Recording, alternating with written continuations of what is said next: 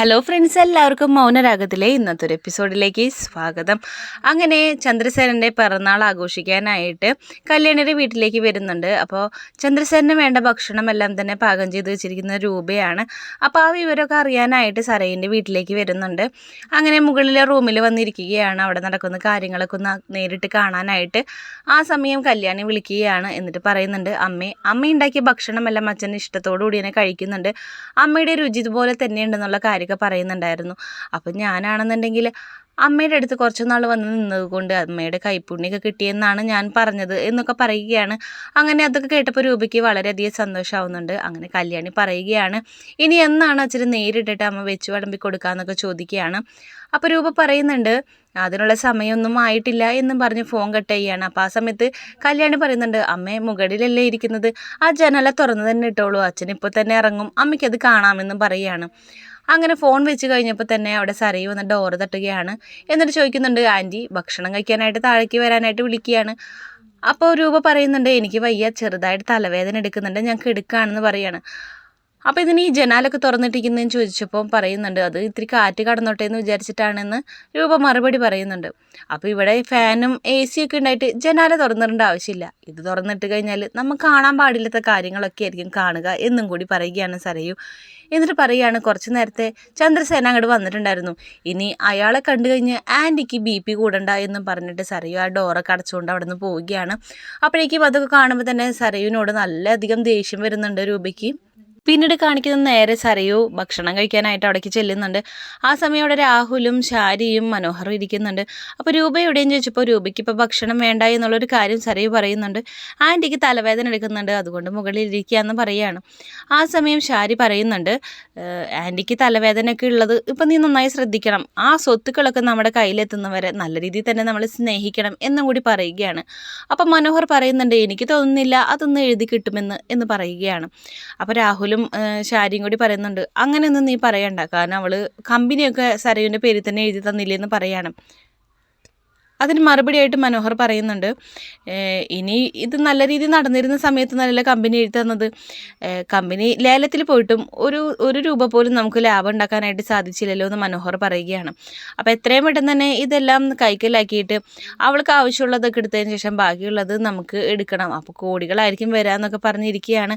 അപ്പോൾ മനോഹറിൻ്റെ ഭാവവും വ്യത്യാസങ്ങളൊക്കെ തന്നെ രാഹുൽ ശ്രദ്ധിച്ചു തുടങ്ങിയിട്ടുണ്ട്. അതിനുശേഷം അങ്ങനെ റൂമിലെ ജനാല തുറന്നു നോക്കുമ്പോൾ രൂപ കാണുന്നത് ചന്ദ്രസേനൻ ആദ്യം തന്നെ ഇറങ്ങി വരുന്നുണ്ട്. അപ്പോൾ രൂപ നോക്കുന്നത് അയാൾ കാണുന്നുണ്ടായിരുന്നു. അങ്ങനെ പിന്നാലെ തന്നെ വീട്ടിലുള്ള എല്ലാവരും കൂടി ഇറങ്ങി വരുന്നുണ്ട്. അങ്ങനെ പുറത്തിറങ്ങി നിന്നിട്ട് കല്ലുമോൻ എടുത്ത് കൊഞ്ചിച്ചുകൊണ്ടിരിക്കുകയാണ് ചന്ദ്രസേനൻ. അപ്പോൾ അതൊക്കെ കണ്ടിട്ട് വളരെയധികം സന്തോഷമാവുന്നുണ്ട് രൂപയ്ക്ക്. ഞാനും ആ ഒരു നിമിഷത്തിലുണ്ടായിരുന്നെങ്കിൽ എന്നൊക്കെ ആഗ്രഹിച്ചു പോവുകയാണ് രൂപ. അങ്ങനെ അവൾ ഡോറൊക്കെ അടയ്ക്കുന്നുണ്ട്. അങ്ങനെ ആ ഒരു സന്തോഷത്തിൽ തന്നെ താഴത്തോട്ട് ഇറങ്ങി വരികയാണ്. അപ്പോൾ അടിയിലാണെന്നുണ്ടെങ്കിൽ രാഹുലും സരയും ശാരിയും കൂടി ഇരുന്ന് സംസാരിക്കുകയാണ്. ആൻറ്റി എങ്ങനെയൊക്കെ സോപ്പിട്ടിട്ട് എത്രയും പെട്ടെന്ന് തന്നെ നമ്മൾ ഈ കാര്യങ്ങളൊക്കെ ചെയ്ത് നമ്മുടെ കൈക്കലാക്കണം, അത് കഴിഞ്ഞ് എത്രയും പെട്ടെന്ന് തന്നെ അമേരിക്കയിലേക്ക് പോകാനുള്ള കാര്യങ്ങളൊക്കെ റെഡിയാക്കാൻ പറയുമ്പോൾ സരയു പറയുന്നുണ്ട്, അതിന് ഒരു വ്യക്തമായിട്ടുള്ള ഡേറ്റ് ഒന്നും മനോഹർ പറയുന്നില്ലല്ലോ എന്ന് പറയുകയാണ്. അപ്പോൾ നീ ആ കാര്യം ശ്രദ്ധിക്കണം, എനിക്കിപ്പോൾ ഈയിടെയായിട്ട് മനോഹറിന് ചെറുതായിട്ട് സംശയങ്ങളൊക്കെ വന്ന് തുടങ്ങിയെന്ന് പറയുകയാണ്. അപ്പോൾ ശാരി പറയുന്നുണ്ട്, ഇനി അങ്ങനെ മരുമോനും നമ്മളെ പറ്റിച്ചു കഴിഞ്ഞിട്ടുണ്ടെങ്കിൽ ശത്രുക്കൾക്കൊപ്പം നമ്മളില്ലാതെ ആവുന്നതായിരിക്കും ഏറ്റവും നല്ലത്, കാരണം ഇനി യാതൊരു വിധത്തിലുള്ള ഒരു പിടിവള്ളി നമ്മുടെ കയ്യിലില്ല എന്ന് പറയും ശാരി. അപ്പം മുകളിൽ നിന്നും രൂപ ഇറങ്ങി വരുന്നുണ്ട്. സരയു പറയുന്നുണ്ട്, ദേ ആൻറ്റി വരുന്നു എന്ന് പറയുകയാണ്. അങ്ങനെ സരയു ചോദിക്കുന്നുണ്ട്, ആൻറ്റിയുടെ തലവേദന എങ്ങനെയുണ്ടെന്ന് ചോദിച്ചപ്പോൾ കുഴപ്പമില്ല, ഞാനൊന്ന് പോവട്ടെ, വീട്ടിൽ പോയി മരുന്ന് കഴിച്ച് കഴിഞ്ഞാൽ ശരിയാവുമെന്ന് പറയുകയാണ്. അപ്പോൾ ഡ്രൈവ് ചെയ്യാൻ ബുദ്ധിമുട്ടുണ്ടോ എന്ന് ചോദിച്ചപ്പോൾ അങ്ങനെ അത്ര വലിയ പ്രശ്നമൊന്നുമില്ല എന്ന് പറയുകയാണ്. അങ്ങനെ രൂപയെ യാത്രയാക്കാനായിട്ട് ഇവരെല്ലാവരും കൂടി പുറത്തേക്ക് വരുമ്പോൾ കാണുന്നത് ചന്ദ്രസേനൻ അവിടെ കല്ലുമോനെ എടുത്ത് കൊഞ്ചിച്ച് അവരെ സന്തോഷത്തിലൊക്കെ ഇരിക്കുന്നതാണ്. എന്നിട്ട് ആ സമയത്തും കിട്ടിയ ചാൻസ് എന്ന് വെച്ചിട്ട് ചന്ദ്രസേനെ കുറ്റപ്പെടുത്തുകയാണ്. കണ്ടില്ലേ രൂപേ, അയാൾ വളരെയധികം സന്തോഷത്തിലാണെന്ന് പറയുകയാണ്. ആ സമയം രൂപ മനസ്സിലാലോചിക്കുന്നുണ്ട്, അത് എൻ്റെ ചന്ദ്രേട്ടൻ ചെയ്ത പുണ്യങ്ങളും കൊണ്ടാണ് അയാൾക്ക് ഇത്ര സന്തോഷമെന്ന് ആലോചിക്കുകയാണ്. അങ്ങനെ ഞാൻ പോകട്ടെ എന്ന് പറഞ്ഞ യാത്രയും പറഞ്ഞിട്ട് രൂപ അവിടെ നിന്ന് പോവുകയാണ്. ആ സമയം നമ്മുടെ ആ സമയമാണെന്നുണ്ടെങ്കിൽ ആ സമയം ശാരി പറയുന്നുണ്ട് എത്രയും പെട്ടെന്ന് തന്നെ അമേരിക്കയിലേക്ക് നമുക്ക് പോകണം, എനിക്കിതൊന്നും കണ്ടുകൊണ്ട് നിൽക്കാനായിട്ട് പറ്റില്ല എന്ന് പറയുകയാണ്. അവിടെ പോകുന്നതാണ് അമ്മ ഏറ്റവും നല്ലത്, കാരണം നമുക്ക് അവിടെയുള്ള ആരും തന്നെ നമ്മളെ പരിചയമില്ലല്ലോ എന്നും കൂടി പറയുകയാണ്. അപ്പോൾ ശാരി പറയുന്നുണ്ട് എൻ്റെ ഇംഗ്ലീഷൊക്കെ കുറച്ചും കൂടി ഫ്ലുവൻ്റ് ആക്കണം എന്നൊക്കെ പറഞ്ഞ് സംസാരിക്കുകയാണ്. അങ്ങനെ നോക്കുമ്പോൾ അവിടെ എല്ലാവരും ചിരിച്ച് കളിച്ച് വർത്തമാനം പറഞ്ഞ് നിൽക്കുന്നത് കണ്ടിട്ട് സരയുവിനെ അങ്ങോട്ട് സഹിക്കുന്നില്ല. അപ്പോൾ അച്ഛനോട് ചോദിക്കുന്നുണ്ട് ഈ ചിരിച്ച മുഖങ്ങളൊക്കെ ഒന്ന് ഇല്ലാതാക്കാനായിട്ട് അച്ഛൻ എന്തെങ്കിലും ചെയ്യാനായിട്ട് പറ്റുമോ എന്ന് ചോദിക്കുകയാണ്. അതിന് രാഹുൽ മറുപടിയായിട്ട് പറയുന്നുണ്ട് അതിനുള്ള വഴി ഞാൻ മോളോട് പറഞ്ഞതല്ലേ, ആ ചന്ദ്രസേന ഇല്ലാതാവണം, അതോടുകൂടി തന്നെ ആ കിരണിൻ്റെ ബലം ഇല്ലാണ്ടാവും, അപ്പം പിന്നെ എന്താ ചെയ്യേണ്ടതെന്ന് എനിക്കറിയാമെന്നും കൂടി പറയുകയാണ്. പിന്നീട് കാണിക്കുന്നത് സരയു ആണെന്നുണ്ടെങ്കിൽ രാത്രി പിന്നെ കല്യാണിയുടെ വീട്ടിലേക്ക് തന്നെ ജനാല തുറന്നിട്ട് നോക്കിക്കൊണ്ടിരിക്കുകയാണ്. അവിടെയാണെന്നുണ്ടെങ്കിൽ വരാന്തയിൽ ഇരുന്നിട്ട് കല്ലുമോനെ കൊഞ്ചിച്ചുകൊണ്ടിരിക്കുകയാണ് കിരണും കല്യാണം കൂടിയിട്ട്. അങ്ങനെ ഇതെല്ലാം സരയു കണ്ടുകൊണ്ട് നിൽക്കുന്നുണ്ട്. അപ്പോൾ പിന്നിലൂടെ വന്നിട്ട് മനോഹർ നോക്കുന്നുണ്ട്. എന്നിട്ട് ചോദിക്കുന്നുണ്ട് നീ എന്തിനു ഏത് നേരം നോക്കിയാലും ഈ ജനാലം തുറന്നിട്ട് അയൽ വീട്ടിൽ നോക്കിക്കൊണ്ടിരിക്കുന്നത്, ഇതാണ് നിൻ്റെ ഏറ്റവും വലിയ പ്രശ്നം എന്ന് പറയാണ്. കണ്ടില്ലേ അവളിരുന്ന് സന്തോഷിച്ചുകൊണ്ടിരിക്കുന്നതെന്ന് പറയാണ്. അവൾക്കാണെങ്കിൽ എല്ലാം തന്നെ കിട്ടി, എനിക്കിതൊന്നും കണ്ടുകൊണ്ടിരിക്കാൻ പറ്റുന്നില്ല, നമുക്ക് എത്രയും പെട്ടെന്ന് തന്നെ അമേരിക്കയിലേക്ക് പോകേണ്ട കാര്യങ്ങളൊക്കെ ചെയ്യണം എന്നുള്ള കാര്യം പറയുകയാണ്. നീ ആദ്യം തന്നെ ആ ജനാലടച്ചിട്, അപ്പം തന്നെ നിനക്ക് പകുതി സമാധാനം എന്ന് പറയുകയാണ്. അങ്ങനെ സരയു മനോഹറിൻ്റെ വാക്ക് കേട്ടിട്ട് ജനാലൊക്കെ ഒന്ന് കുച്ചിടുകയാണ്. എന്നിട്ട് പറയുന്നുണ്ട് നീ ഇങ്ങനെ അവരെ നോക്കിക്കൊണ്ടിരിക്കാണ്ട് നമ്മുടെ കാര്യങ്ങളെ പറ്റിയൊക്കെ തീരുമാനിക്കുക, അതിനെപ്പറ്റിയൊക്കെ ചിന്തിക്കാനൊക്കെ പറഞ്ഞ് മനോഹർ പറഞ്ഞ് മനസ്സിലാക്കി കൊടുക്കുകയാണ്. പിന്നീട് കാണിക്കുന്നത് മനോഹറും സരയും കൂടിയിട്ട് ഷോപ്പിംഗ് ഒക്കെ കഴിഞ്ഞിട്ട് ഇങ്ങനെ വരികയാണ്.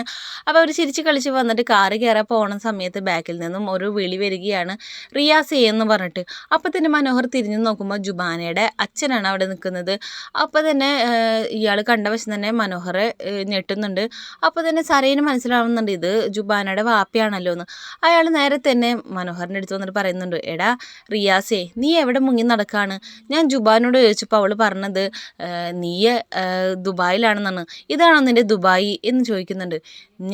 നിനക്ക് കള്ളങ്ങളൊക്കെ ഉണ്ടെന്ന് അറിഞ്ഞതിന് ശേഷം ഞാൻ നിന്നെപ്പറ്റി അന്വേഷിച്ചു, അപ്പം പറഞ്ഞത് എൻ്റെ മോള് കൂടാതെ നിനക്ക് പല പെണ്ണുങ്ങളായിട്ട് ബന്ധമുണ്ടെന്നൊക്കെയാണ് ഞാൻ അറിഞ്ഞതെന്ന് പറയാണ്. അതിലൊന്നാണ് ഈ അഹങ്കാരം പിടിച്ച ഈ ഒരു പെണ്ണെന്ന് പറഞ്ഞിട്ട് സരയുനെ കാണിച്ചു കൊടുക്കുകയാണ്. അപ്പോൾ സരയുന് ദേഷ്യം വന്നിട്ട് പറയുന്നുണ്ട് ഇതെൻ്റെ ഭർത്താവാണ്, എൻ്റെ ഭർത്താവിൻ്റെ പേര് റിയാസ് എന്നൊന്നല്ല മനോഹർ എന്നാണെന്നൊക്കെ പറയുകയാണ്. അപ്പോൾ അതൊന്നല്ല നിനക്കത് മനസ്സിലാവാണ്ടെന്ന് പറയുന്നുണ്ട്.